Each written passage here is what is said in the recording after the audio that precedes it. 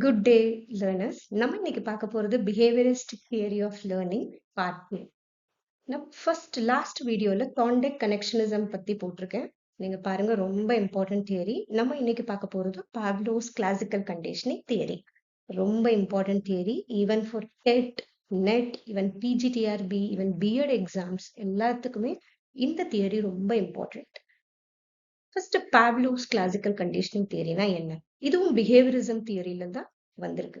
First behaviourism theory ஆரம்பிச்சது தார்ன்டாக். மெயினா behaviourism தியரினாலே SR connections இருக்கு, ஸ்டிமுலஸ் ரெஸ்பான்ஸ் கனெக்ஷன். அதே மாதிரி ஈவன் இந்த கிளாசிக்கல் கண்டிஷனிங்லும் எஸ்ஆர் தியரி தான் மெயினா இருக்கிறது. First in late 1920s Ivan Pavlo, இவர் ஒரு ரஷ்யன் சைக்காலஜிஸ்ட். ஈவன் இந்த கண்ட்ரி நேம் கூட ஞாபகம் வச்சுக்கோங்க, சம்டைம்ஸ் நெட்ல கேக்குறாங்க. இவர் ரஷ்யன் சைக்காலஜிஸ்ட். இவர் முதல்ல கண்டிஷனிங் பத்தி கண்டுபிடிக்க ஆரம்பிச்சார். இதுல மெயினா இவர் ஆரம்பிச்ச இந்த எக்ஸ்பிரிமெண்ட் டாக்ஸோட டைஜஸ்டிவ் சிஸ்டம் பத்தி கண்டுபிடிக்கிறதுக்காக. இந்த எக்ஸ்பிரிமெண்ட்டுக்கு ஆக்சுவலா இவருக்கு நோபல் பிரைஸ் கிடைச்சதுங்க. 1904 கிடைச்சிச்சு இவருக்கு நோபல் பிரைஸ். இந்த கிளாசிக்கல் கண்டிஷனிங்னா என்ன? இங்க பார்த்தா Pavlov demonstrated the dog could be conditioned to salivate after hearing the bell. இவர் என்ன பண்றாரு, நெக்ஸ்ட் இதுல இங்க பாருங்க, ஃபர்ஸ்ட் பிஃபோர் கண்டிஷனிங். இது பிஃபோர் கண்டிஷனிங் என்ன ஆகுது, டாகுக்கு ஃபுட்டு இங்க வந்து நமக்கு அன்கண்டிஷன் ஸ்டிமுலஸ். அதை பார்த்த உடனே இந்த டாகுக்கு எச்சில் வருது, சலைவேட் ஆகுது. இது பிஃபோர் கண்டிஷனிங். கண்டிஷனிங்னா நம்ம ஒரு விஷயத்த நிறைய தடவை பண்ண அது கண்டிஷன் ஆகுது, அதை நம்ம பழக்கப்படுத்துறோம், அது பேர் தான் கண்டிஷனிங். இதுவும் பிஃபோர் கண்டிஷனிங். அதுக்கப்புறம் என்ன பண்ணாரு, பெல்ல காட்ட ஆரம்பிச்சாரு.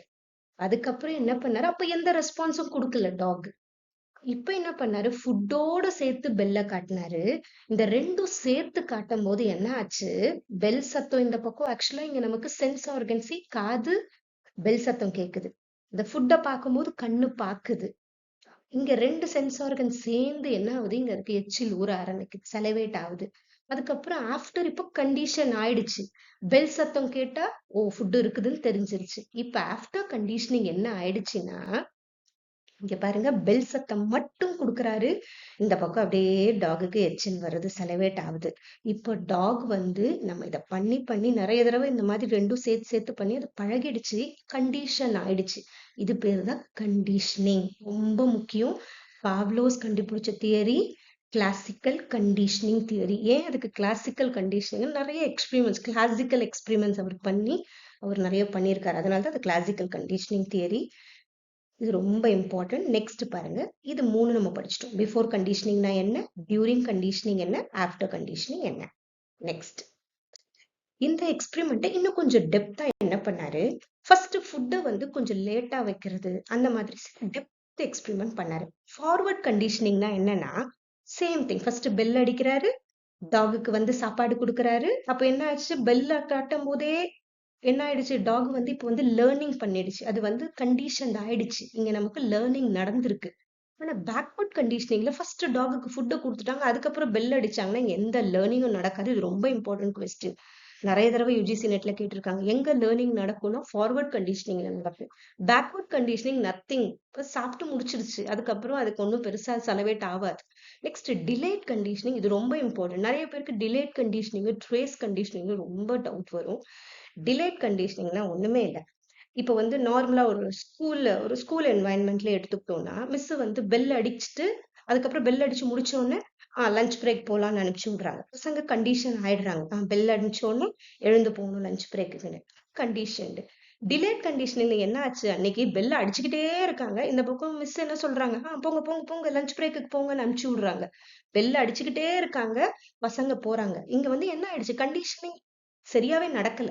டிலேட் கண்டிஷனிங், அந்த பெல் அடிச்சுக்கிட்டே இருக்காங்க, ஃபுட்டையும் கொடுத்துட்டாங்க, அப்ப எப்படி கண்டிஷனிங் அங்க நடக்கும், டிலேட் கண்டிஷனிங். ட்ரேஸ் கண்டிஷனிங்னா என்னன்னா, பெல் அடிக்கிறாங்க, பசங்களுக்கு தெரியும் பெல் அடிச்சோன்னு லஞ்ச் பிரேக் போகணும், ஆனா மிஸ் என்ன சொல்லிட்டாங்க, உட்கார வச்சுட்டாங்க. அப்படியே ஒரு 10 நிமிஷம் உட்காந்துட்டே இருந்தா என்ன ஆகுது, ட்ரேஸ். பட் அந்த ட்ரேஸ் இருக்கு, ஐயோ நம்ம பெல் அடிச்சா போகணுமே, லஞ்ச் பிரேக் போகணுமேங்கிற ட்ரேஸ் இருக்கும்ல, அதேதான் இங்க. அதே மாதிரி டாகுக்கு பெல் அடிச்சோன்னு ஃபுட்டு கொடுப்பாங்கன்றது தெரியும், ஆனா வெயிட் பண்ணிட்டே இருக்கு, அதுக்கு அந்த ட்ரேஸ் இருக்கு. ஐயோ நமக்கு ஃபுட்டு கொடுப்பாங்க, பெல் அடிச்சிருச்சு, செலவேட் ஆயிட்டு இருக்கு. சரியா, கொஞ்ச நேரம். இதுதான் உங்களுக்கு வந்து ஒரு சின்ன க்ளூ. இங்க வந்து பெல் அடிச்சுக்கிட்டே இருந்தா அது டிலேட் கண்டிஷனிங், பெல் அடிச்சிட்டு கொஞ்சம் டைம் எடுத்துட்டு அப்புறமா ஃபுட்டு கொடுத்தாங்கன்னா ட்ரேஸ் கண்டிஷனிங். இது ரொம்ப இம்பார்ட்டன்ட், இது தெரிஞ்சுக்கோங்க. இதுனா அடிக்கடி இது கன்ஃபியூஸ்ட் ஆகுது. நெக்ஸ்ட் சைமல்டேனியஸ் கண்டிஷனிங் ரெண்டும் ஒன்னா பண்றது. Ring a bell and give the talk food at the same time கொடுக்கறது. இதுக்கும் டிலேடுக்கும் கன்ஃபியூஸ் ஆகணும். டிலேடுனா ஆக்சுவலா ஒரு க்ளூவர்டு என்னன்னா ஓவர்லேப் ஆகுது. இங்க ஓவர்லேப் பண்ணி வைக்கிறது.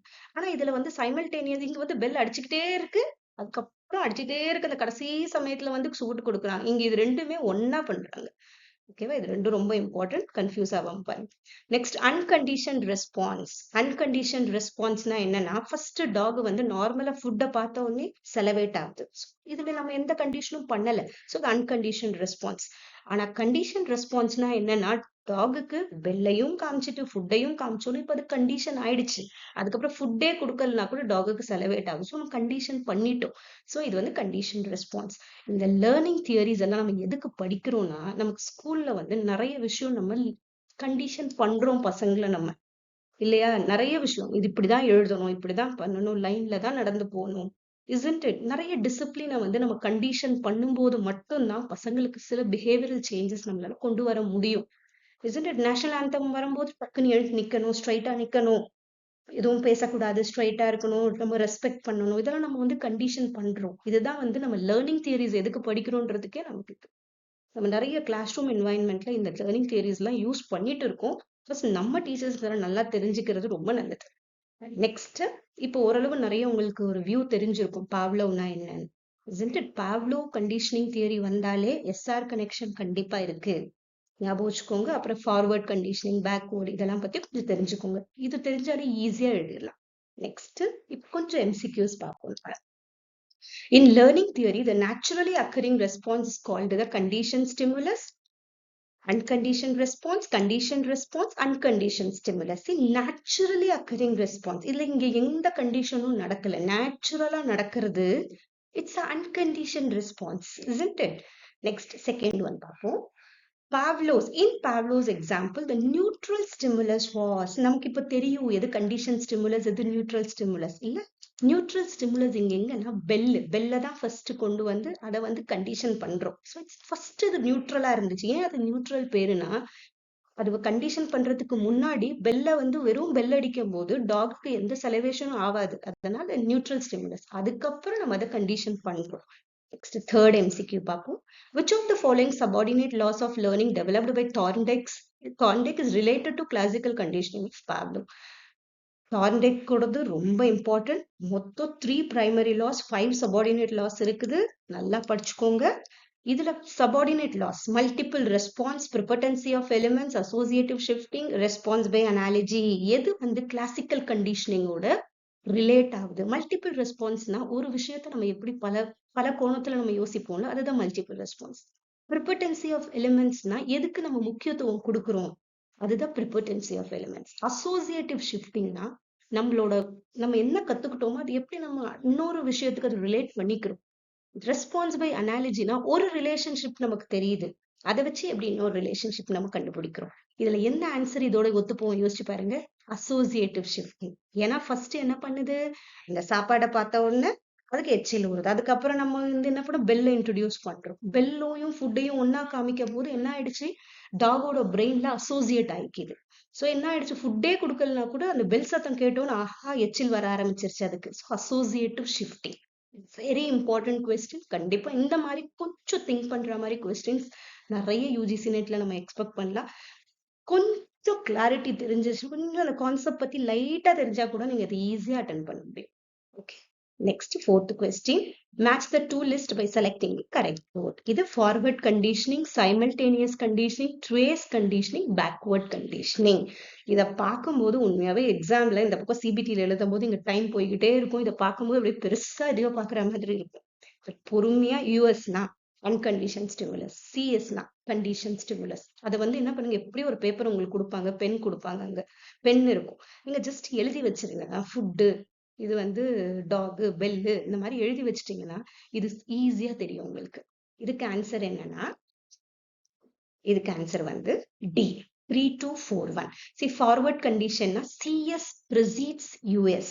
சிஎஸ்னா என்னது? Condition stimulus precedes US. நீங்க இதை பொறுமையா ஒரு ஸ்கிரீன்ஷாட் பண்ணி வச்சுக்கிட்டாலும் பரவாயில்ல, எழுதி பொறுமையா சொல்லி பார்த்து நீங்க பண்ணுங்க. அப்பதான் இது நமக்கு புரியும். இல்லைன்னா நமக்கு அது ஒரு மாதிரி இருக்கும். சொல்லி பார்த்து பண்ணுங்க, ஈஸியா புரியும். நெக்ஸ்ட் சைமல்டேனியஸ் கண்டிஷன்னா என்னன்னா, CS and US condition stimulus unconditional commence and terminate at the same time. Next trace கண்டிஷனிங்னா என்னன்னா, யூஎஸ் ப்ரெசிட்ஸ் சிஎஸ்.